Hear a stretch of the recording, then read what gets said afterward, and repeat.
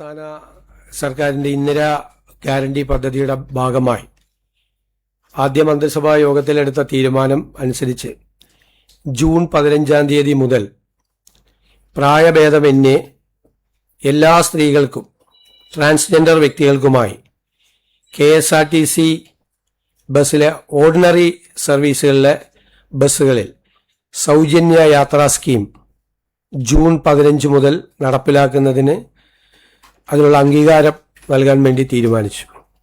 ഇന്ദിരാ ഗ്യാരണ്ടിയിലുള്ള ഈ പദ്ധതി പ്രിയദർശിനി എന്ന പേരിലായിരിക്കും അറിയപ്പെടുന്നത്. വരുമാനം കണക്കാക്കിയിട്ടില്ല, പ്രായം കണക്കാക്കിയിട്ടില്ല, കണ്ടീഷൻസ് ഒന്നും ഇല്ലാതെ ആദ്യം ഓർഡിനറി ബസ് സർവീസിലാണ് ആദ്യഘട്ടത്തിലെ ഈ പദ്ധതി സൗജന്യ യാത്ര തീരുമാനിച്ചിരിക്കുന്നത്. ഇത് സർക്കാരിന് ഒരു മാസം 65-70 കോടിയോളം ബാധ്യത വരും. 800 കോടി രൂപയിലധികം ഒരു വർഷത്തിൽ KSRTCക്ക് അതിൻ്റെ വരുമാനക്കുറവ് വരും. ആ പണം സർക്കാർ KSRTCക്ക് നൽകും. ഇപ്പോൾ KSRTCക്ക് 1500 കോടി എല്ലാ വർഷവും കൊടുക്കുന്നുണ്ട്. ശമ്പളവും പെൻഷനും ഉൾപ്പെടെയുള്ള കാര്യങ്ങൾക്ക് ഒരു മാസം 125 കോടി വെച്ചാണ് കൊടുക്കുന്നത്. അങ്ങനെ ഒരു വർഷം 1500 കൊടുക്കുന്നതിൻ്റെ കൂടെ ഇതിനാവശ്യമായ തുക ഏകദേശം 750-800 കോടിക്കും ഇടയിൽ ഇതിൻ്റെ തുക വരും. അല്ല, ഞാൻ പറഞ്ഞിട്ട് പ്രതിമാസം 65-70 കോടിയോളം വരും ഇതിൻ്റെ ചിലവായിട്ട് കണക്കാക്കിയിരിക്കുന്നത്. അതാണ് 750-800 കോടിയോളം രൂപ പ്രതിവർഷം വരും. അപ്പം നിലവിൽ കൊടുത്തുകൊണ്ടിരിക്കുന്ന 1500 കോടി രൂപയ്ക്ക് പുറമെ ഈ പണം കൂടി സർക്കാർ KSRTCക്ക് നൽകും. KSRTC വരുന്ന 6 മാസത്തിനുള്ളിൽ അവരുടെ വരുമാനം വർദ്ധിപ്പിക്കുന്നതിന് വേണ്ടിയിട്ടുള്ള വിവിധ മാർഗങ്ങൾ ആരായണം എന്ന് അഭ്യർത്ഥിച്ചിട്ടുണ്ട്. ആ സർക്കാരിൻ്റെ അഭ്യർത്ഥന അവർ സ്വീകരിച്ചിട്ടുണ്ട്. 6 മാസത്തിനുള്ളിൽ KSRTCയുടെ വരുമാനം കൂടി കുറച്ചുകൂടി വർദ്ധിപ്പിച്ച് ഇതിൻ്റെ മറ്റൊരു ഘട്ടത്തിലേക്ക് കൂടി കടക്കാൻ പറ്റും എന്നാണ് സർക്കാർ കരുതുന്നത്.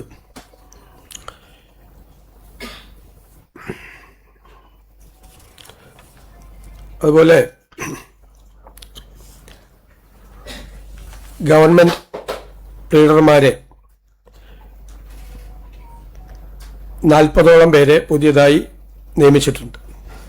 നേരത്തെ നിയമിച്ചത് കൂടാതെ അതിൽ special government leader, senior government leader എന്ന തസ്തികകളിലേക്കാണ് നിയമിച്ചിട്ടുള്ളത്. സ്റ്റേറ്റ് അറ്റോർണി ആയിട്ട് അനൂപ് നായരെ നിയമിച്ചു ഹൈക്കോടതിയിൽ. ഇത്തരം തീരുമാനങ്ങളാണ്, ഈ തീരുമാനങ്ങളെല്ലാമാണ് ഇന്നത്തെ മന്ത്രിസഭാ യോഗത്തിലെടുത്തത്.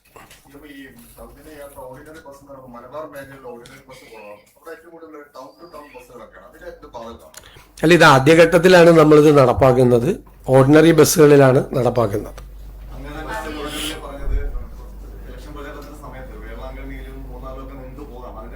അല്ലല്ല, ഞാൻ പറഞ്ഞല്ലോ, കൃത്യമായിട്ട് പറഞ്ഞല്ലോ, ഇത് ആദ്യഘട്ടത്തിൽ ഇതാണ് നടപ്പാക്കുന്നത്.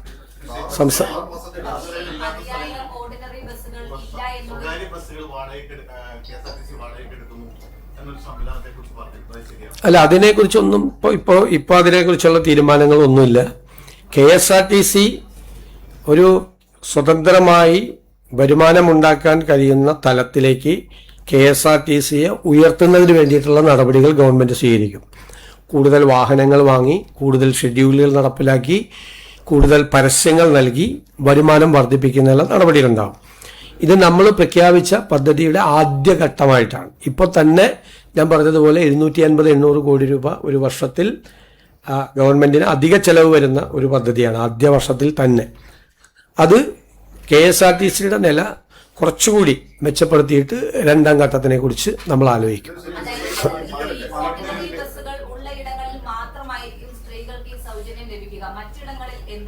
അല്ല, ഓർഡിനറി ബസ്സിലാണല്ലോ ഇപ്പൊ സൗകര്യം കൊടുത്തിരിക്കുന്നത്. ഓർഡിനറി ബസ്സിൽ സൗജന്യം ഉണ്ടാവും.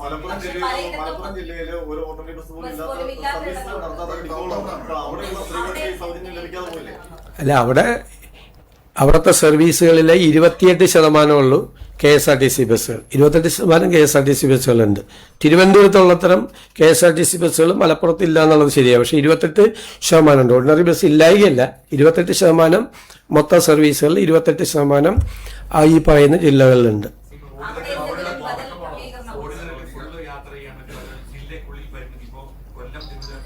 അല്ല, ഓർഡിനറി ബസ്സുകളിലേക്കാണ് കണ്ടീഷൻ ഇല്ലാതെ ഇപ്പം അനുമതി കൊടുത്തിരിക്കുന്നത്. അല്ല, അതല്ല, അത് നമ്മൾ പഠിക്കണമല്ലോ. ഒരു പുതിയ സംവിധാനം ഏർപ്പെടുത്തുമ്പോൾ നമ്മൾ പഠിക്കും. അതിന് പരിമിതികളൊന്നുമല്ല, നമ്മളത് സ്റ്റഡി ചെയ്യും. എല്ലാ മാസവും നമ്മളത് റിവ്യൂ ചെയ്യും, എല്ലാ മാസവും. കാരണം ഒരു പുതിയ കേരളത്തിൽ ആദ്യമായി നടപ്പിലാക്കുന്ന ഒരു സ്കീമാണ്. അപ്പോൾ അതിൻ്റെ എല്ലാ കാര്യങ്ങളും, ഇപ്പോൾ നിങ്ങൾ ചോദിച്ച മലബാറിലെ കാര്യങ്ങൾ ഉൾപ്പെടെ ആ കൂട്ടത്തിൽ നമ്മൾ സ്റ്റഡി ചെയ്യും. എന്നിട്ട് നമുക്ക് അതിൻ്റെ അകത്ത് എവിടെയാണ് കുറവ്, എന്താണ് കുറവ് എന്ന് മനസ്സിലാക്കി അതുകൂടി പരിഹരിക്കാനുള്ള ശ്രമം ഉണ്ടാവും. അല്ല, അത് ആലോചിക്കും നമ്മളത്. ഇത് നമ്മൾ സ്റ്റഡി ചെയ്യട്ടെ. ഓരോ ജില്ലയിൽ നിന്നും എത്ര പേരാണ് ഒരു ദിവസം ഓർഡിനറി ബസ്സിൽ കയറുന്ന സ്ത്രീകളുടെ എണ്ണം എത്രയാണ്, ഒരു മാസം എത്ര വരും എന്ന് നമ്മൾക്കിപ്പോൾ ഉള്ളത് KSRTCയിലത്തെ നിലവിലത്തെ ഒരു സർവേ നടത്തിയിട്ടുള്ള കണക്കാണ്. ആ കണക്ക് പ്രകാരമാണ് നമുക്ക് ഇത്രയും 750-800 കോടി രൂപയുടെ ബാധ്യത നമുക്ക് വരുന്നത്. അപ്പോൾ അത് നമ്മൾ സ്റ്റഡി ചെയ്യുമ്പോൾ എവിടെയാണ് അത് കുറവ്, എവിടെയാണ് ഒരു സ്ത്രീകൾക്ക് വേണ്ടി നമ്മൾ കൊടുക്കുന്ന ഒരു സ്കീമാണ്. അത് നമ്മൾ ആഗ്രഹിച്ചതുപോലെ തന്നെ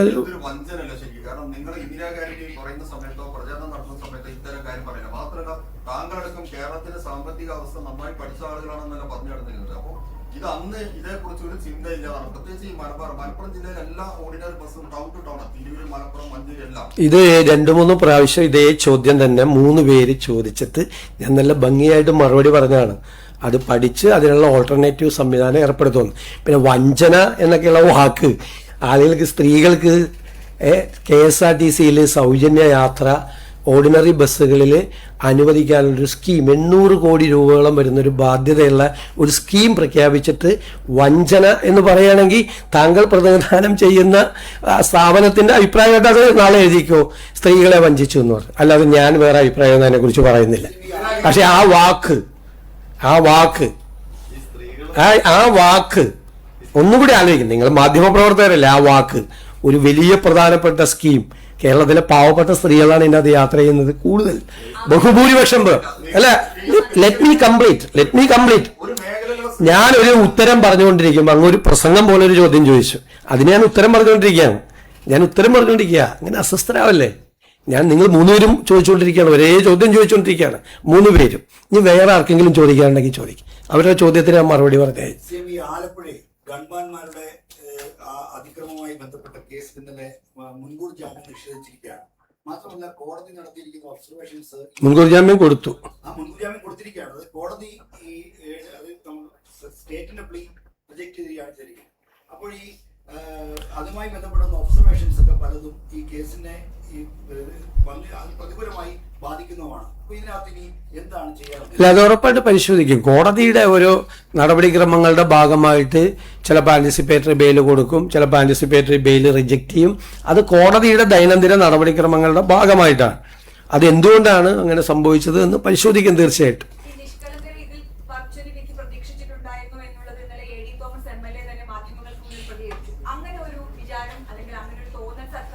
അല്ല, നമുക്ക് അങ്ങനെ ഒരു കോടതി വിധിയെക്കുറിച്ച് സർക്കാർ കയറി കമന്റ് പറയാൻ പറ്റുമോ? ഞാൻ ചോദിക്കട്ടെ, സർക്കാർ കോടതി ഒരു വിധി പറഞ്ഞു, ആന്റിസിപ്പേറ്ററി ബെയിൽ ഉള്ള അവരുടെ ആപ്ലിക്കേഷൻ അനുവദിച്ചു. അതിന് സർക്കാർ കയറി കേരളത്തിലെ എല്ലാ ജില്ലകളിലും എല്ലാ കോടതികളിലും നടക്കുന്ന കോടതിയുടെ നടപടിക്രമത്തിനെതിരായി എനിക്ക് പ്രതിഷേധിക്കാൻ പറ്റുമോ? അതിനെക്കുറിച്ച് കമന്റ് പറയാൻ പറ്റില്ല. അത് കോടതിയുടെ നടപടിക്രമത്തിന്റെ ഭാഗമായിട്ടാണ്. വേറെ ഓപ്ഷൻ ഗവൺമെന്റിന്റെ അകത്തുണ്ട്, ഓപ്ഷൻ ഉണ്ട്. അതെല്ലാം പരിശോധിക്കും. അല്ല, അതെല്ലാം പരിശോധിക്കും. ഞാൻ പറഞ്ഞല്ലോ, അതെല്ലാം പരിശോധിക്കും. ആ കാര്യങ്ങളെല്ലാം തീർച്ചയായിട്ടും പരിശോധിക്കും. സെലിബ്രിറ്റിയുടെ വീട്ടിലെ മരണങ്ങൾ ഏറ്റവും ഒടുവിൽ സലിംകുമാറിന്റെ മരണത്തിൽ ഈ സാമൂഹ്യ നവമാധ്യമങ്ങൾ അവകാശപ്പെടുന്ന ആളുകളുടെ ഒരു തിക്കുതിരക്ക് അത് നിയന്ത്രിക്കാൻ ഏതെങ്കിലും തരത്തിൽ സർക്കാർ ഒരു ഉന്നത സംഭവങ്ങളായി. ഇതൊക്കെ നിയമം കൊണ്ട് നിയന്ത്രിക്കേണ്ട ഒരു കാര്യങ്ങളല്ല. ഞാൻ തന്നെ വളരെ ദേഷ്യപ്പെട്ട് അവരോട് സംസാരിച്ചു. കാരണം ഈ ഓണർ കൊടുക്കാൻ പോലീസിന് പറ്റുന്നില്ല, കുടുംബാംഗങ്ങൾക്ക് അവരുടെ കർമ്മങ്ങൾ ചെയ്യാൻ അവരെ അനുവദിക്കുന്നില്ല. വല്ലാത്തൊരു സ്ഥിതിയായിരുന്നു. അപ്പോൾ ഞാനാണ് ആദ്യം അതിനോട് പ്രതികരിച്ചത്, നിങ്ങൾ മാറി നിൽക്കണം, കുടുംബത്തിന് ഈ കർമ്മങ്ങൾ ചെയ്യാൻ അവരെ അനുവദിക്കണം എന്ന് പറഞ്ഞത്. അത് മാത്രമല്ലല്ലോ, സലീം കുമാർ രോഗബാധിതനായി കിടക്കുമ്പോൾ സോഷ്യൽ മീഡിയയിൽ വലിയൊരു അറ്റാക്ക് നടന്നു. ചത്തുകൂടെ എന്നാണ് ചോദിച്ചത്. എന്താണ് ആ മനുഷ്യൻ ചെയ്ത തെറ്റ്? മരിച്ചു കഴിഞ്ഞിട്ടും വളരെ മോശമായ രീതിയിലുള്ള സോഷ്യൽ മീഡിയ പ്രചരണം നടന്നു. ഇത് നമ്മുടെ കേരളത്തിലാണോ ഇത് നടക്കുന്നത്? ദേശീയ അവാർഡ് നേടിയ ഒരു നടനാണ്, മലയാളികളെ കുടുകൂടെ ചിരിപ്പിച്ച ഒരു നടനാണ്. എല്ലാവർക്കും ഇഷ്ടമുള്ള ഒരാളെ കുറിച്ച് എന്തും സോഷ്യൽ മീഡിയയിൽ പ്രചരണം നടത്താവും. ചത്തുകൂടെ എന്നാണ് ചോദിച്ചത്, സുഖമില്ലാതെ ഒരാൾ കിടക്കുമ്പോൾ. ഇതാണ് നമ്മുടെ കേരളം. ആരാണ് ഇതിന്റെ പുറകിൽ? ആരാണ് ഇതിന്റെ പുറകിൽ? ഈ ക്യാമ്പയിന്റെ പുറകിൽ എല്ലാവർക്കും രാഷ്ട്രീയമുണ്ട്. കലാകാരന്മാർക്കും സാംസ്കാരിക പ്രവർത്തകർക്കൊക്കെ ഒരുപാട് ആളുകൾക്ക് രാഷ്ട്രീയമുണ്ട് ഇവിടെ. ഒരുപാട് പേർക്ക് അവരുടെ രാഷ്ട്രീയത്തിന്റെ പേരിൽ ഒരാൾ സുഖമില്ലാതെ വെന്റിലേറ്ററിൽ മരണത്തോട് മല്ലടിച്ച് കിടക്കുമ്പോൾ നടത്തിയൊരു ക്യാമ്പയിൻ ഉണ്ടല്ലോ, ഇത് നമ്മുടെ കേരളത്തിന് യോജിച്ചതല്ലത്. കേരളം അത് തിരിച്ചറിയും. ഇത് ചെയ്യുന്ന ആളുകൾ അത് മനസ്സിലാക്കണം. ഇന്ധന വില വർധനവ് പരിശോധിച്ച് അതിന്റെ നികുതി ചോദിക്കാം. പിൻവലിക്കുന്ന കാര്യത്തിൽ തീരുമാനം എടുക്കുന്നു. ആ കാര്യത്തിൽ എന്ത് തീരുമാനം എടുത്തിട്ടുണ്ടോ? സിപിഎമ്മിന്റെ യോഗത്തിന് ശേഷം സംസ്ഥാന സെക്രട്ടറി പറഞ്ഞത് യുഡിഎഫും ബിജെപിയും തമ്മിൽ ഡീൽ ഉണ്ടായിട്ടുണ്ട്. 30 ഇടങ്ങളിൽ ബിജെപി യുഡിഎഫിന് അതിലെന്തെങ്കിലും കാണുന്നുണ്ടോ? പുതിയ ഞാൻ നേരത്തെ തന്നെ ഒരു അഭിപ്രായം പറഞ്ഞു, CPM-നെ തോൽപ്പിക്കാൻ എളുപ്പമാണ്. പക്ഷെ തോറ്റെന്ന് അവർക്ക് ബോധ്യപ്പെടാൻ വലിയ പാടാണ്. അവർ ബോധ്യപ്പെടാൻ അതിന്റെ ഭാഗമായിട്ട് സത്യത്തിൽ ആ ചർച്ചയാണോ അവരുടെ ജില്ലാ കമ്മിറ്റികളിൽ നടന്നത്? അതാണോ? ആ ചർച്ചയാണോ? ഈ പറഞ്ഞ കാര്യമാണോ അവിടെ ചർച്ച നടന്നത്? BJP UDF-ന് വോട്ട് ചെയ്തുകൊണ്ടാണ്. ഞാൻ മുഖ്യമന്ത്രിക്ക് മറുപടി കൊടുത്തല്ലോ നിയമസഭയിൽ. മുഖ്യമന്ത്രി പ്രതിപക്ഷ നേതാവിന്, മുൻ മുഖ്യമന്ത്രിക്ക് ഞാൻ നിയമസഭയിൽ മറുപടി കൊടുത്തല്ലോ. എന്താ അദ്ദേഹം പറഞ്ഞത്? നിയമത്ത് ഞങ്ങളുടെ വോട്ട് കുറഞ്ഞത് കൊണ്ടാണ് ജയിച്ചതെന്ന് പറഞ്ഞല്ലേ. നിയമത്ത് ഞങ്ങളുടെ വോട്ടും അവരുടെ വോട്ടും കുറഞ്ഞിട്ടുണ്ട്. പിന്നെ ചാത്തന്നൂരും അതുപോലെ കഴക്കൂട്ടത്തും ഞങ്ങളുടെ വോട്ട് കൂടി. CPM-ന്റെ വോട്ട് 11,000 വോട്ടും 17,000 വോട്ടും കുറച്ചു. അവിടെ CPM BJP ഡീലായിരുന്നു ജയിപ്പിക്കാൻ വേണ്ടി. കാരണം BJP-യുടെ ഏറ്റവും വലിയ നേതാക്കൾ അവര് മത്സരിച്ച സ്ഥലത്താണ് ഈ വിജയം ഉണ്ടായത്. അതാണ് ഡീല്. അവരുടെ കയ്യിൽ അവരുടെ മുതിർന്ന നേതാക്കൾ കൈവശം വച്ചിരുന്ന സീറ്റുകളാണ് വെള്ളിത്താളത്തിലാക്കി BJP-ക്ക് കൈമാറിയത്. മനസ്സിലായില്ലേ? ഇതൊന്നും ആയിരുന്നില്ലല്ലോ അവരുടെ ചർച്ച. അവരുടെ പാർട്ടിയുടെ അണികളും പാർട്ടിയുടെ നേതാക്കന്മാരും പ്രതിപക്ഷ നേതാവിനെയും പാർട്ടി സെക്രട്ടറിയെയും ഉൾപ്പെടെയുള്ള അന്നത്തെ മന്ത്രിമാര് ഉൾപ്പെടെയുള്ള ആളുകളെയും നേതൃത്വത്തെയും രൂക്ഷമായി വിമർശിക്കുകയും എടുത്ത നിലപാടുകൾ, മതേതരമല്ലാത്ത നിലപാട് എടുത്തതിനൊരു ചോദ്യം ചെയ്യുമായിരുന്നു. അതായിരുന്നു അവിടെ ചർച്ചയിൽ നടന്നത് അല്ലേ? അതൊക്കെ ഇപ്പൊ അവസാനം കുറച്ചു കാര്യമൊക്കെ സമ്മതിച്ചു. അതിന്റെ കൂടെ വെറുതെ ഒരു മരുന്നിന് വേണ്ടി ഇത് ചേർത്തെന്ന് മാത്രമല്ല, അത് ഗൗരവമായിട്ട് എടുക്കണ്ട. ഒരു കാര്യം പറഞ്ഞത്, ഉന്നത വിദ്യാഭ്യാസ സെക്രട്ടറിയായിട്ട് അശോകനെ നിയമിച്ചത് ഈ ഡീലിന്റെ ഭാഗമാണ്. അദ്ദേഹത്തിന് സംഘപരിവാറുമായിട്ട് ബന്ധപ്പെടുന്ന ആരോപണം കൂടി നമ്മൾ ഈ കേരളത്തിലെ IAS കേഡറിലുള്ള ഉദ്യോഗസ്ഥന്മാരുടെ രാഷ്ട്രീയ പശ്ചാത്തലം അന്വേഷിച്ചിട്ടാണോ പോകുന്നത്? അദ്ദേഹത്തിനെതിരായി ഒരു നടപടി ഉണ്ടായിരുന്നു, 2 പേർക്കെതിരായി നടപടി ഉണ്ടായിരുന്നു. നിങ്ങൾ തന്നെ എന്നോട് ചോദിച്ചു ആ നടപടി പിൻവലിക്കുമോ എന്ന്. ഞാൻ പറഞ്ഞു അത് ഞങ്ങൾ പഠിച്ചുകൊണ്ടിരിക്കുകയാണ്. അവർക്ക് എതിരായി നടക്കുന്ന അച്ചടക്ക നടപടികൾ നിലനിർത്തിക്കൊണ്ട് തന്നെ സസ്പെൻഷൻ റിവോക്ക് ചെയ്തവരെ സർവീസിൽ വെച്ചു. ഒരു കാര്യം മനസ്സിലാക്കണം, കേരളത്തിലുള്ള സർവീസിലെ എണ്ണം ഭയങ്കര കുറവാണ്. ഒരുപാട് പേര് ഡൽഹിയിലേക്ക് പോയിരിക്കുകയാണ്. അവിടുത്തെ കമ്പൽസറി സർവീസ് ഉണ്ട് ചിലർക്ക്. അത് കഴിഞ്ഞിട്ടും അവർ കേരളത്തിലേക്ക് വരാൻ മടിക്കുകയായിരുന്നു വർഷങ്ങളായിട്ട്. ഇവിടെ പലർക്കും നമ്മൾ ചാർജ് കൊടുത്തിട്ട് അഡീഷണൽ ചാർജാണ് വേറെ പല വകുപ്പുകളിലേക്കും കൊടുത്തിരിക്കുന്നത്. സർക്കാർ വളരെ ബുദ്ധിമുട്ടിയിട്ടാണ് ഈ സെക്രട്ടറിമാരുടെയും സ്പെഷ്യൽ സെക്രട്ടറിമാരുടെയും IAS ഉദ്യോഗസ്ഥന്മാരുടെയും നിയമനങ്ങൾ നടത്തുന്നത്. സർവകലാശാലകളുമായി ബന്ധപ്പെട്ടുകൊണ്ട് ഈ കാവ്യവൽക്കരണ നീക്കം നടക്കുന്നു, പക്ഷേ അതിൽ സർക്കാർ നിസ്സംഗ നിലപാട് സ്വീകരിക്കുന്നു എന്നുള്ളതാണ് ഒരു ഉയർന്ന വിമർശനം. അതിന് പറയുന്ന 2 കാര്യങ്ങൾ. ഒന്ന്, MG സർവകലാശാലയിൽ താൽക്കാലിക VC നിയമനം. അതിൽ സർക്കാർ കൃത്യമായ രീതിയിൽ ഉന്നത വിദ്യാഭ്യാസ വകുപ്പ് ഒരു പട്ടിക പോലും നൽകിയിരുന്നില്ല എന്നുള്ളത് ഉയരുന്ന ഒരു ആക്ഷേപം. മറ്റൊന്ന്, ഗവർണറുടെ നടപടികളെ പിന്തുണയ്ക്കുന്ന നിലപാട് സ്വീകരിച്ച B. അശോകനെ ഉന്നത വിദ്യാഭ്യാസ വകുപ്പിന്റെ പ്രിൻസിപ്പൽ സെക്രട്ടറി ആക്കി എന്നുള്ളതാണ് മറ്റൊരു വിമർശനം. ഞാനിത് പറഞ്ഞല്ലോ, ഈ ഗവർണർ ഇതുപോലെ യൂണിവേഴ്സിറ്റികളിൽ ആളുകളെ നിയമിക്കാൻ തുടങ്ങിയത് ഞങ്ങൾ വന്നതിന് ശേഷമാണോ? പക്ഷെ അല്ലല്ല, ഞാൻ അല്ല എന്ത് ഇത്ര അസ്വസ്ഥത, ഞാൻ പറഞ്ഞു തീർത്തോട്ടെ. ഞാൻ തുടങ്ങിയുള്ളൂ മറുപടി. അങ്ങ് പറയുന്നതൊക്കെ ഞാൻ കേട്ടോണ്ടിരുന്നു, ഇല്ലേ? മുഴുവൻ കേട്ടോണ്ടിരുന്നു. 4ാമത്തെ ചോദ്യമാണ് ചോദിക്കുന്നതെങ്കിലും ഞാൻ കേട്ടോണ്ടിരുന്നു മുഴുവൻ. അപ്പം ഞാൻ പറയാൻ അനുവദിക്കണ്ടേ? അപ്പോൾ അത് യൂണിവേഴ്സിറ്റികളിൽ നിയമിക്കാൻ തുടങ്ങിയത് എന്ന് നിയമിക്കാൻ തുടങ്ങിയതാ? സിൻഡിക്കേറ്റിൽ എത്ര നിയമനങ്ങൾ നടത്തി? കേരളത്തിലെ എല്ലാ സിൻഡിക്കേറ്റുകളിലും എത്ര വൈസ് ചാൻസലർമാരുടെ പ്രശ്നങ്ങളുണ്ടായി? ഇതൊരു പുതിയ കാര്യമല്ലല്ലോ, ഇത് ഞങ്ങളിപ്പോൾ പുതിയതായി ഉണ്ടാക്കിയിരിക്കുന്ന, ഞങ്ങൾ വരുന്നതിന് മുമ്പ് അതിൻ്റെ നടപടിക്രമങ്ങളെല്ലാം പോയതാണ്. പാനൽ ആരാ കൊടുക്കേണ്ടിയിരുന്നത്? കഴിഞ്ഞ സർക്കാരാണ് കൊടുക്കേണ്ടിയിരുന്നത്, പാനൽ കൊടുക്കേണ്ടിയിരുന്നത്, അല്ലേ? അവർ നിയമിച്ചു. അപ്പം ഞങ്ങളത് പരിശോധിക്കും. ഇത് പുതിയ കാര്യം ഞങ്ങളുടെ ഗവൺമെന്റ് വന്ന ഉടനെ തന്നെ ഗവർണർ കാവ്യവൽക്കരണമായിട്ട് ഇറങ്ങി എന്നുള്ളതല്ലല്ലോ. LDF ഗവൺമെന്റ് ഇവിടെ അധികാരത്തിൽ ഇരിക്കുന്ന കാലത്ത് എല്ലാ യൂണിവേഴ്സിറ്റികളിലും ഈ വിഷയം ഉണ്ടായല്ലോ, എല്ലാ വിഷയവും. അതിൻ്റെ ഒരു തുടർച്ചയായിട്ടുണ്ടായ സംഭവമല്ലേ? സർക്കാർ അത് പരിശോധിച്ച് ഞങ്ങളെ കൊണ്ട് നിയമപരമായി എടുക്കാൻ പറ്റാവുന്ന എല്ലാ കാര്യങ്ങളും ചെയ്യും. Last week you had a meeting with the Waqf board members, including the lawyers had come and met you. Very detailed meeting has happened. We would like to know what is the decision that the Chief Minister is going to be taking with regard to the Munimbu mission, because those people over there are still continuing this. It's over 600 days now. അല്ല, ഞങ്ങളത് study ചെയ്തുകൊണ്ടിരിക്കുകയാണ്.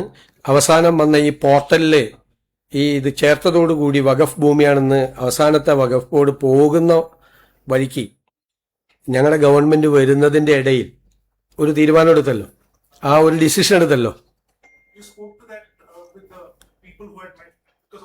അല്ല, നമ്മൾ അതിന്റെ ഭാഗമായിട്ട് ഞങ്ങൾ എല്ലാവരുമായിട്ട് interact ചെയ്ത് അവരുമായിട്ട് സമരസമിതിയുടെ ആളുകളുമായിട്ട് സംസാരിച്ചു. എല്ലാവരുമായിട്ട് ഞങ്ങൾ സംസാരിച്ചുകൊണ്ടിരിക്കുന്നുണ്ട്. ഇതുമായിട്ട് ബന്ധപ്പെട്ട് ഒരു തീരുമാനം ഉണ്ടാവും.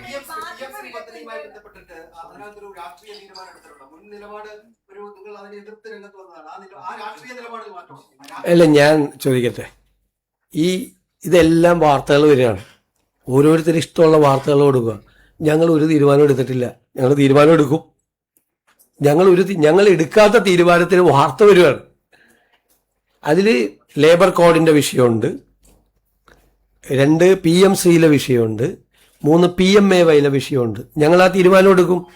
ഞങ്ങൾ അന്ന് എതിർത്തത് എന്താ? PMC ഒരു കാരണവശാലും അതിൽ പങ്കുചേരില്ല എന്ന് നിരന്തരം പ്രഖ്യാപിച്ചൊരു ഗവൺമെന്റ് മന്ത്രിസഭാ അംഗങ്ങൾ പോലും അറിയാതെ പോയി എഗ്രിമെന്റ് വെച്ചില്ലേ? എന്നിട്ട് മന്ത്രിസഭാ യോഗത്തിൽ വന്ന് അന്നത്തെ മുഖ്യമന്ത്രിയും വിദ്യാഭ്യാസ മന്ത്രി ഇരിക്കുക. അവർക്ക് രണ്ടുപേർക്കും അറിയാം ഇത് ഒപ്പുവെച്ചത്. ബാക്കി CPI മന്ത്രിമാർ ആവേശത്തോടെ പറയാണ് ഇതിൽ ഒപ്പുവെക്കരുത്. അപ്പൊ ഒപ്പുവെച്ചിട്ട് വന്ന മുഖ്യമന്ത്രിയും വിദ്യാഭ്യാസ മന്ത്രിയും മിണ്ടി കൊടുത്തില്ല മന്ത്രിസഭയിൽ. മറ്റവർ പറഞ്ഞുകൊണ്ടിരിക്കുകയാണ്. സ്വന്തം മന്ത്രിസഭാ അംഗങ്ങളെ പോലും അറിയാതെ മന്ത്രിസഭയുടെ പെർമിഷൻ പോലും എടുക്കാതെയാണ് വെച്ചത്. അത്രയും നാള് PMCയിൽ ഒപ്പുവെക്കില്ല എന്ന് പറഞ്ഞ് 1 ഫൈൻ മോർണിംഗ് പോയി ഒപ്പുവെച്ചപ്പോൾ, മന്ത്രിസഭയെ പോലും വിശ്വാസം എടുക്കാതെ ഒപ്പുവെച്ചപ്പോഴാണ് ഞങ്ങൾ അതിനെ ചോദ്യം ചെയ്തത്. ഇപ്പൊ അവർ ഒപ്പുവെച്ചൊരു ഗവൺമെന്റ് കണ്ടിന്യൂവേഷനാണ്. അപ്പൊ നമ്മൾ പരിശോധിക്കണം, അതിൻ്റെ അകത്ത് ലീഗൽ ഒബ്ലിഗേഷൻ ഉണ്ട് ഒരു സ്റ്റേറ്റിന്, അല്ലേ? വ്യക്തികളല്ലല്ലോ പോയി ഒപ്പുവെച്ചത്, സ്റ്റേറ്റ് ഗവൺമെന്റ് ആണ് ഒപ്പുവെച്ചത്. ഗവൺമെന്റ് ഓഫ് കേരളയാണ് ഒപ്പുവെച്ചത്. ഇപ്പൊ ഗവൺമെന്റ് ഓഫ് കേരള, ഞങ്ങൾ ഭരണതലത്തിലെ ആളുകൾ മാറിയെന്നല്ലാതെ ഗവൺമെന്റ് ഓഫ് കേരള തന്നെയാണ് ഞങ്ങളുടെ പൊസിഷൻ. അപ്പം ഇതിനകത്ത് ലീഗൽ പൊസിഷൻ എന്താണ്, അതിലെങ്ങനെ സ്വീകരിക്കാൻ പറ്റുമെന്ന് പഠിക്കാതെ ചെയ്യാൻ പറ്റുമോ?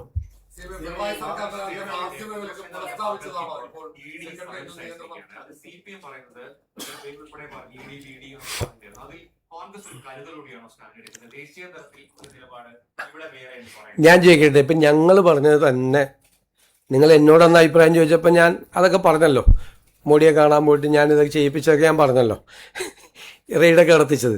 അത് കഴിഞ്ഞിട്ട് ഞാൻ എൻ്റെ അഭിപ്രായം ചോദിച്ചപ്പോൾ പറഞ്ഞു അതൊരു കേസ് രജിസ്റ്റർ ചെയ്ത് നടക്കുന്ന നടപടിക്രമങ്ങളുടെ ഭാഗമാണ്. ഒരു കേസ് രജിസ്റ്റർ ചെയ്തിട്ട് കോടതിയിൽ അവർ പോയി, ഹൈക്കോടതിയിൽ ഇത് അന്വേഷണം നിർത്തിവെക്കണമെന്ന് പറഞ്ഞു. കോടതി ആ പെറ്റീഷൻ റിജക്റ്റ് ചെയ്തു. എന്നിട്ട് അന്വേഷണം തുടരാൻ പറഞ്ഞു. ഡിവിഷൻ ബെഞ്ചിൽ വീണ്ടും പോയി. ഡിവിഷൻ ബെഞ്ചും ആ പെറ്റീഷൻ റിജക്റ്റ് ചെയ്തു. വീണ്ടും അന്വേഷണം നടത്താൻ പറഞ്ഞു.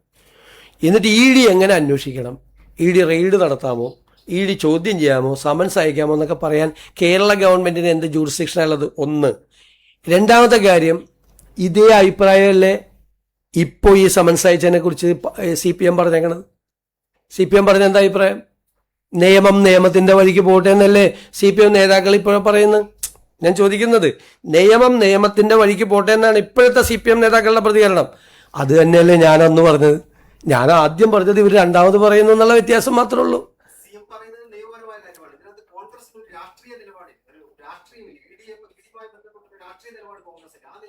അല്ല, ആ നിലപാട് വന്നപ്പോഴും ഞങ്ങൾ അന്വേഷണമായിട്ട് സഹകരിക്കുകയായിരുന്നു.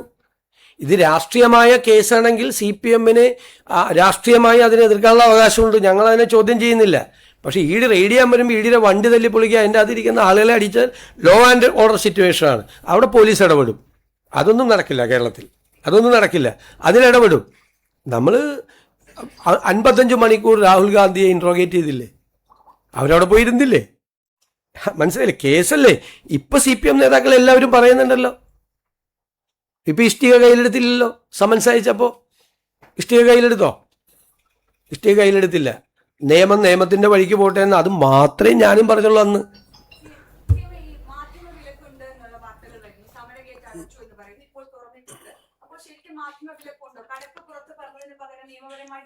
ഞാൻ ചോദിക്കട്ടെ, ആ നിലപാട് ഞങ്ങൾ അതിനെ എതിർത്തതാണ്. മാധ്യമങ്ങൾക്ക് വിലക്ക് ഏർപ്പെടുത്തിയതിന് ആ ഓർഡർ ഇപ്പോഴും നിലനിൽക്കുകയാണ്. ഞങ്ങളത് പരിശോധിച്ച് ഒരു നടപടി സ്വീകരിക്കുക. ഞങ്ങൾ പരിശോധിച്ചിട്ടില്ല. ഞാൻ ചോദിക്കട്ടെ, ഇത് എത്ര ദിവസമായി നമ്മൾ വന്നിട്ട്? ഞങ്ങൾ അതിൻ്റെ ഇടയിൽ ഗവർണറുടെ നയപ്രഖ്യാപന പ്രസംഗം, അതിൻ്റെ നന്ദി പ്രമേയത്തിൻ്റെ ചർച്ച, വൈറ്റ് പേപ്പറിൻ്റെ അവതരണം, ബജറ്റിൻ്റെ പ്രിപ്പറേഷൻ, നിരവധി ഗ്യാരണ്ടിയിൽ പറഞ്ഞ കാര്യങ്ങൾ ചെയ്യുന്നതിനുള്ള നടപടിക്രമങ്ങൾ, ഇതെല്ലാം ചെയ്തുകൊണ്ടിരിക്കുകയല്ലേ. ഞങ്ങൾ ആ കാര്യത്തിലൊരു നടപടി സ്വീകരിക്കും. അതിനു മുൻപേ ഞങ്ങളെല്ലാ മാധ്യമങ്ങൾക്ക് നിയന്ത്രണം ഏർപ്പെടുത്തിയ 2018 ഓർഡർ നിലനിൽക്കുകയാണ്. അപ്പം നിലനിൽക്കുക. അത് മാറ്റാൻ ഒരു ഗവൺമെൻറ് ഓർഡർ തന്നെ വേണം. സർക്കുലറാണ് ഇറക്കിയത്. 2015-11-2018 ഇറക്കിയ മാർഗനിർദ്ദേശങ്ങളാണ് ആ സർക്കുലർ നിൽക്കുന്നത്. സെക്രട്ടേറിയറ്റിനകത്ത്, സെക്രട്ടേറിയറ്റിന് പുറത്ത് എന്ന് പറയുന്ന നിർദ്ദേശങ്ങൾ. അത് പരിശോധിച്ച് നമ്മളൊരു നടപടി സ്വീകരിക്കണം. അതിനു മുമ്പ് ഞങ്ങൾ മാധ്യമങ്ങളെ പുറത്താക്കി എന്ന് പറയുന്നത്, വാർത്ത കൊടുക്കുന്നത് ശരിയാണോ ഇല്ലെന്ന് നിങ്ങൾ ആലോചിക്കുക. പിന്നെ ഗേറ്റ് ഫുൾ ടൈം അടച്ചിട്ടിരിക്കുകയായിരുന്നു. ആ ഗേറ്റ് തുറന്നു. ആ ഗേറ്റിൻ്റെ മുമ്പിലേക്ക് ഒരു ജാഥയുമായിട്ട് വരുമ്പോൾ ആ ഗേറ്റ് അടയ്ക്കില്ലേ? ആ ഗേറ്റ് അടച്ചിട്ടല്ലേ പ്രതിരോധം തീർക്കുന്നത്, അല്ലേ? അതവിടെ ഇങ്ങോട്ട് ഒരു ആക്രമണം ഉണ്ടാകാതിരിക്കാൻ സമരങ്ങൾ വരുമ്പോൾ ഗേറ്റ് അടയ്ക്കും. അല്ല, അത് നോക്കാം, അത് പരിശോധിക്കും. ഗവൺമെൻറ് ഒരു നിർദ്ദേശവും കൊടുത്തിട്ടില്ല. ഗവൺമെൻറ് അത് തുറക്കണം എന്നാണ് പറഞ്ഞിരുന്നത്. ഇന്ത്യ മുന്നണി യോഗത്തിൽ CPM-ന് പരാതി ഉണ്ടായിരുന്നു. CPM BJP ഡീലെന്ന് രാഹുൽ ഗാന്ധി അടക്കമുള്ള നേതാക്കൾ ഇവിടെ ഒന്ന് പറഞ്ഞു. രാഹുൽ അതിന് മറുപടി പറഞ്ഞുവെന്ന് പറഞ്ഞു കേൾക്കുന്നത് സംസ്ഥാന നേതാക്കൾ പറയുന്നതനുസരിച്ചാണ് അത്തരം നിലപാടൊന്ന് സ്വീകരിക്കേണ്ടി വന്നതെന്ന്. എനിക്കറിയില്ല. ഞാൻ ആ യോഗത്തിൽ പങ്കെടുത്തില്ല. അതിനെക്കുറിച്ച് ഒരു റിപ്പോർട്ട് എനിക്കറിയില്ല. ഞാൻ അദ്ദേഹത്തോടൊന്നും സംസാരിച്ചില്ല. അദ്ദേഹത്തിന് കേരളത്തിലെ പൊളിറ്റിക്സ് അറിയാമല്ലോ, തീർച്ചയായിട്ടും. അതിൻ്റെ നടപടിക്രമങ്ങൾ നോക്കിയിട്ട്, അതിൻ്റെ കോടതിയുടെ പൊസിഷനും മറ്റു കാര്യങ്ങളും ഒക്കെ നോക്കിയിട്ട് നമ്മൾ തീരുമാനമാണ് നമ്മളെടുത്ത്.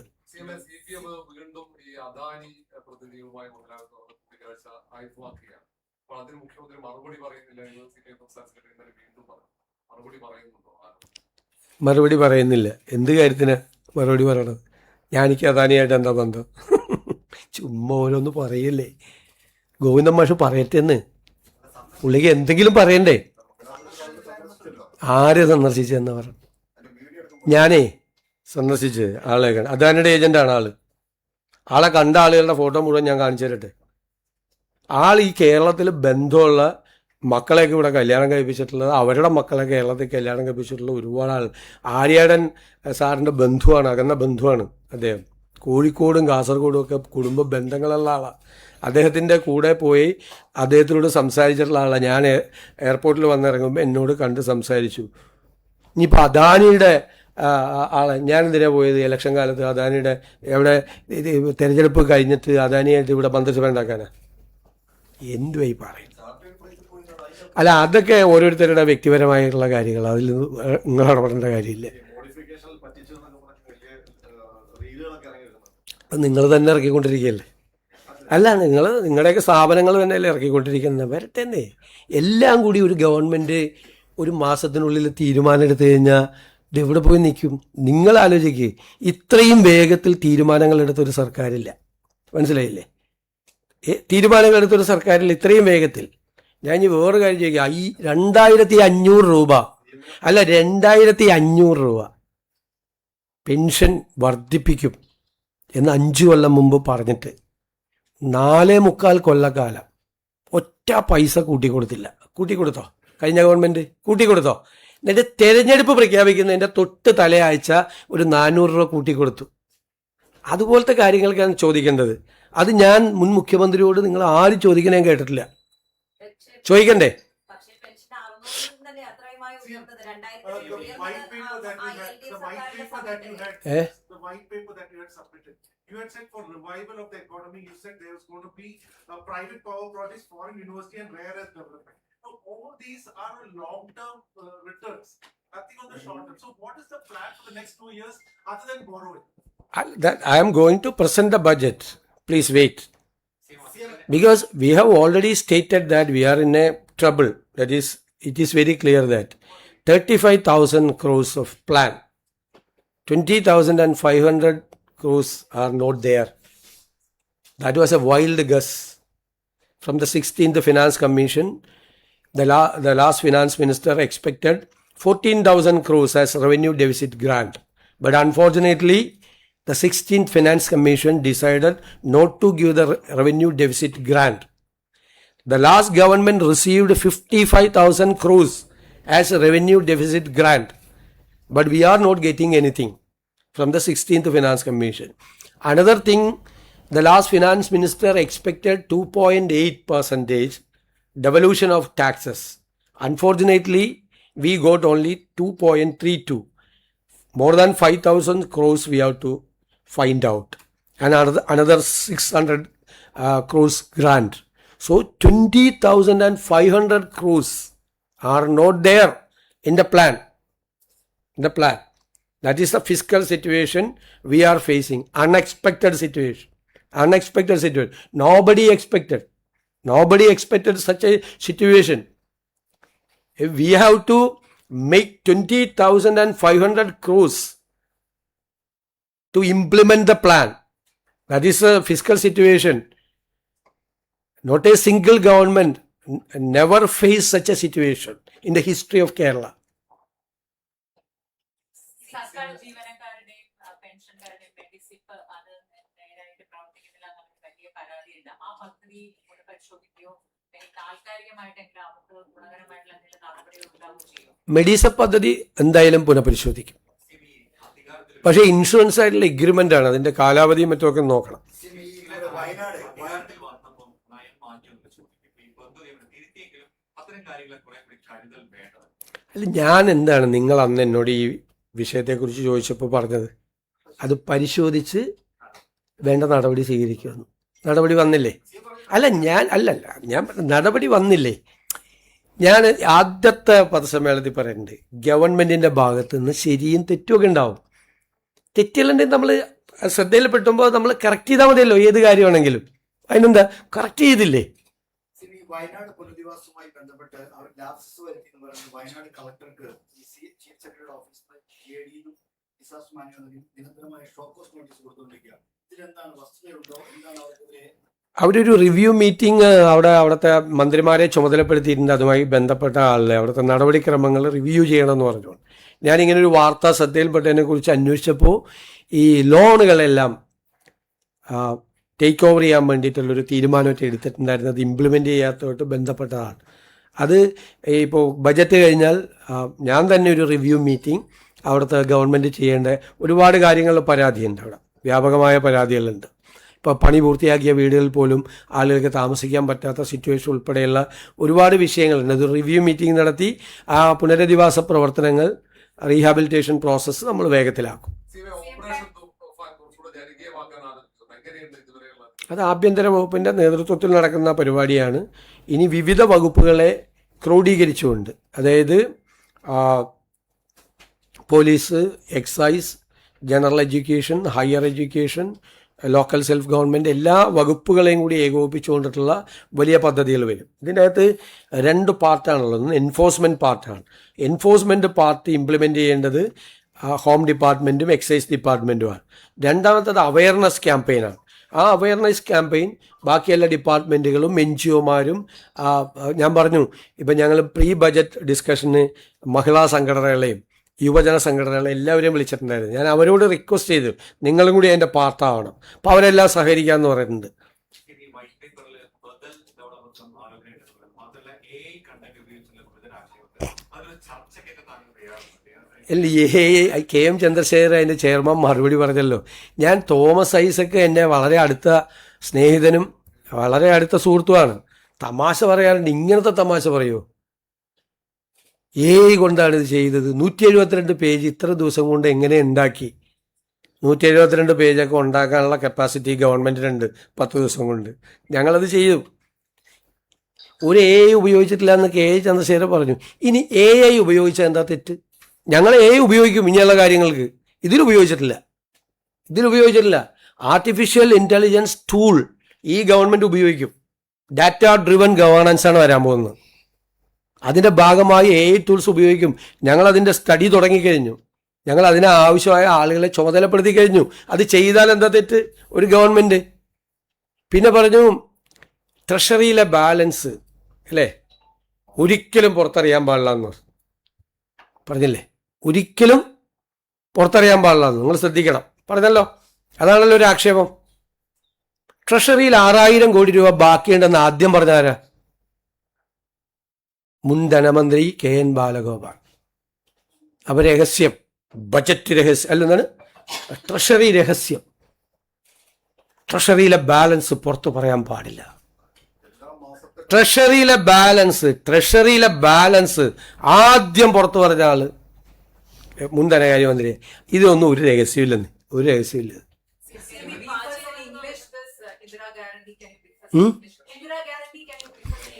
Indira Guarantee, the first cabinet meeting, we have taken a decision to implement 2 guarantees, which we out of 5, which we have offered during the election time. First was the free journey in the Kerala State Road Transport Corporation buses. Second, to constitute a new department for senior citizens. The first decision, we have taken a decision today itself to implement this project from 15th June onwards. 15th June onwards, in all the ordinary buses in Kerala, they will get a free travel. There is no condition, age, and the transgenders also. They will also get this benefit. No income limit, no age limit, nothing in the ordinary buses. And government has to pay rupees 750 to 800 crores to the KSRTC. That is the liability. We will pay this amount to KSRTC. We will take that liability.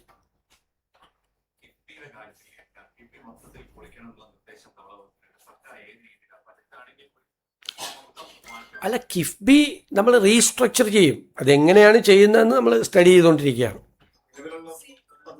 പിന്നെ നിങ്ങൾ എന്തൊക്കെ വാർത്തയാണ് ഓരോരുത്തർ കൊടുക്കുന്നത്? ശ്രീധരൻ ഒരു project കൊണ്ടുവന്ന് തന്നു. ആ പ്രോജക്റ്റ് നടപ്പാക്കാൻ തീരുമാനിച്ചു. ആര്? എവിടെ തീരുമാനിച്ചു? അല്ലല്ല, എവിടെ തീരുമാനിച്ചു? ആള് എത്ര പേര് വാർത്ത കൊടുത്തു? എന്നിട്ട് കുറേ പേര് തർക്കമാണ്. അതിൽ സ്റ്റാൻഡ് ഗേജ് ആണ്, ഇതിൽ മീറ്റർ ഗേജ് ആണ്. എന്നിട്ട് ഗവൺമെന്റ് എന്തിനു സ്റ്റാൻഡ് ഗേജ് അപ്രൂവ് ചെയ്തു? അദ്ദേഹത്തെ പോലത്തെ ഒരാൾക്ക് ഞങ്ങളുടെ അടുത്ത് കൊടുത്തിട്ട് ഒരു പ്രോജക്റ്റ് തന്നു, അത്രേ നടന്നുള്ളൂ. ഞങ്ങളെന്താ ചെയ്തത്? അത് സ്റ്റഡി ചെയ്യാൻ ഒരു കമ്മിറ്റി ഉണ്ടാക്കി. ഒരു റെയിൽവേ എക്സ്പേർട്ട്, ഒരു എൻവയൺമെന്റ് എക്സ്പേർട്ട്, ഒരു ഫിനാൻസ് എക്സ്പേർട്ട്. ഈ 3 ആസ്പെക്റ്റും അതിൽ പരിശോധിക്കണം.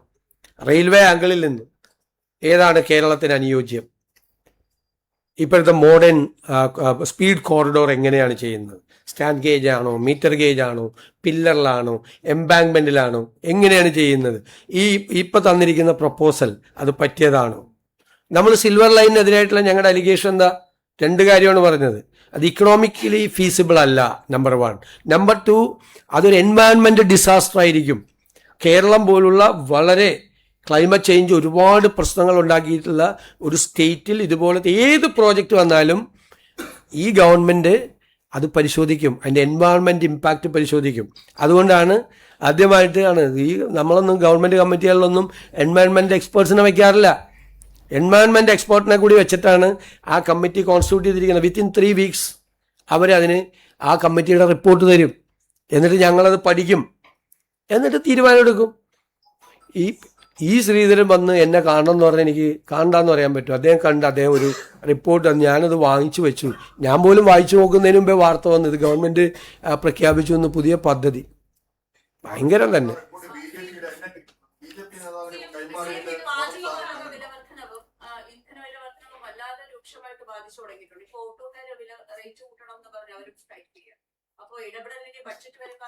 വരട്ടെ, നോക്കാം.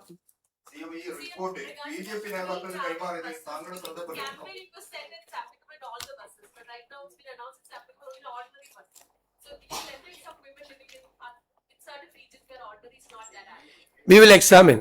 We are going to study this thing also.